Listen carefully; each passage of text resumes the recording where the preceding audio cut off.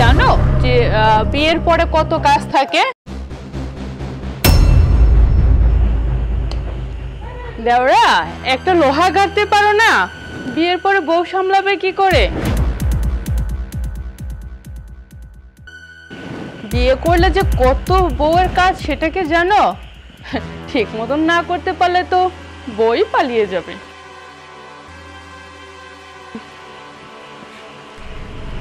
কি বলেছি দাওরা, বুঝতে পেরেছো? বউয়ের কাজ ঠিকঠাক মতন না করতে পারলে কিন্তু বউ পালাবে। ভাবি, তুমি যে কি কও না, আমি কাম পারবো না না পারবো তুমি বুঝলা কেমনে? বলতে হবে না, তোমাকে দেখেই বোঝা যায় তুমি ঠিকঠাক মতন কিছুই করতে পারবে না। তোমাকে দিয়ে বউয়ের কাজ ঠিকঠাক মতন হবে না, শুধু শুধু ওই পরের বাড়ির মেয়েটার কপাল খারাপ, এই আর কি। শোনো ভাবি, আমার ঘরে যে বউটা আসবে না, রাজধানীর মতোই থাকবে, কত হাসি খুশি থাকবে, তখন তুমি দেখো। দেওরা, তোমাকে দিয়ে কিছু হবে না, তুমি এখানেই বসে থেকো, আমি চললাম, ঠিক আছে?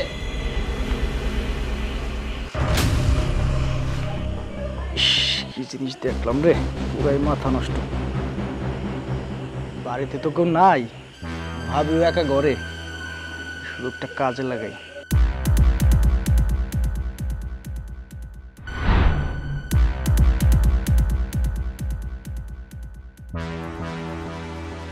কি ব্যাপার, অফিস থেকে আসতে না আসতে শুরু করে দিলে? ছাড়ো বলছি, ফ্রেশ হয়ে নাও, যাও যাও যাও, ছাড়ো। আরে শিপন, তুমি আমাকে এভাবে জড়িয়ে ধরলে কেন? ভাবি, আপনি তখন বললেন না যে আমি বউর সাথে কিছু করতে পারবো না, তাই একটু প্র্যাকটিস করতে আসছিলাম আর কি।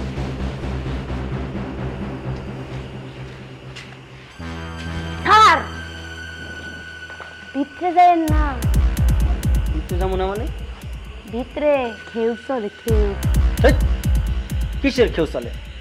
কি উল্টাপাল্টা কথা বলছ? মাথা ঠিক আছে তোর? খেউ কি? হ্যাঁ, এই তো বুঝছিলাম যে সত্যি কথা কইলেই আপনি আমার একটা বকা দিবেন।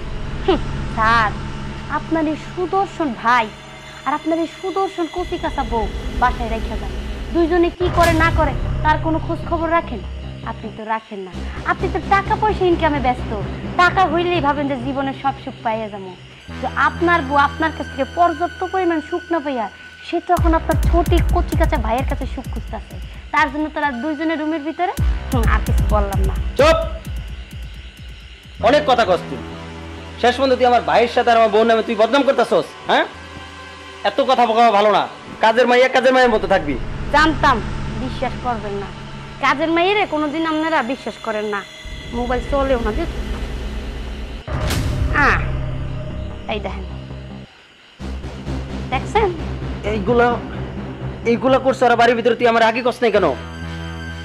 এখন কইতেছি এখানে বিশ্বাস করেন না, আর আগে করলে তো আরো বিশ্বাস করতেন না। দুই জামাই বই মিলে গাড় ধাক্কা দিয়ে বাইর করে দিতেন, তখন আমি চাকরি থেকে আউট হয়ে দিতাম। চল আমার সাথে, আজকে ওদেরকে একটা শিক্ষা দিতে হবে। আয়। আমি ভিতরে যাবো কে? আমি কি চাকরি অল্পতে খামো নাকি? আমনের বউ কিভাবে আপনি শুধরাইবেন, আমনের ভাই কিভাবে আপনি শুধরাইবেন, সেটা আপনার ব্যক্তিগত ব্যাপার, আমার না। আপনি জানেন আমি চাকরি লিয়ে ব্যস্ত আছি। থাক তুই।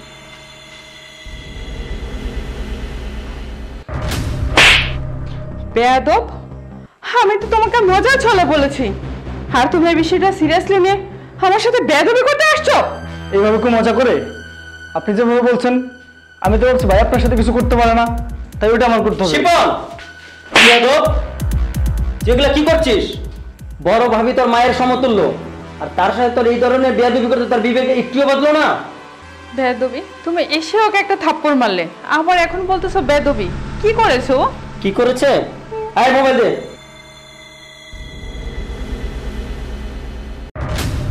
এই দেখো, আমার এখন ইচ্ছা করতেছে মোবাইলটা ভেঙে ফেলাই আমি।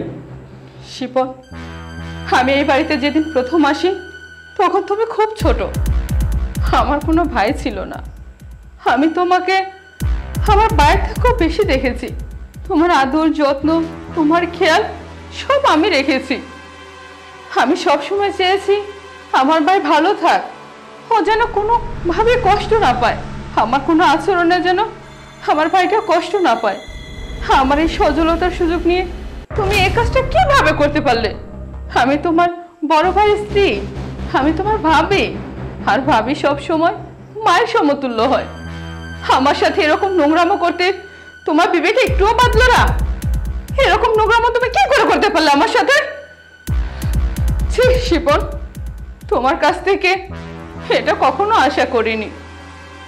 তুমি কিভাবে পারলে? তুমি আমার মান সম্মান নিয়ে ছিনিমিনি খেলতে? কারে তুমি এগুলো বোঝাচ্ছ? আমি তোরে আমার সন্তানের মতো মানুষ করছি, তোর কাছ থেকে আমি এগুলো কোনোদিনও আশা করি নাই। ও যে এতটা বেয়াদব হয়েছে আমি কখনো চিন্তা করি নাই। সেই শিপন, সে আমি ভাবতেও পারি নাই তুই এতটা নির্লজ্জ হয়ে গেছিস। ভাবি ভাবি ভাবি আমাকে মাফ করে দাও ভাবি ভাবি আমার ভুলে গেছে ভাবি ভাবি আচ্ছা ঠিক আছে, ওঠ। ওঠো ওঠো ওঠো যাও। যা ঘরে যা, আর কখনো এই ধরনের বেয়াদবি করবি না। মেয়ে দেখো, তাড়াতাড়ি মেয়ে দেখো, তোমার ভাই বড় হয়েছে, ওকে বিয়ে দিতে হবে। আরো কিছুদিন পরে বলো, আরো দুর্ঘটনা ঘটাক তারপরে বলো। বসো।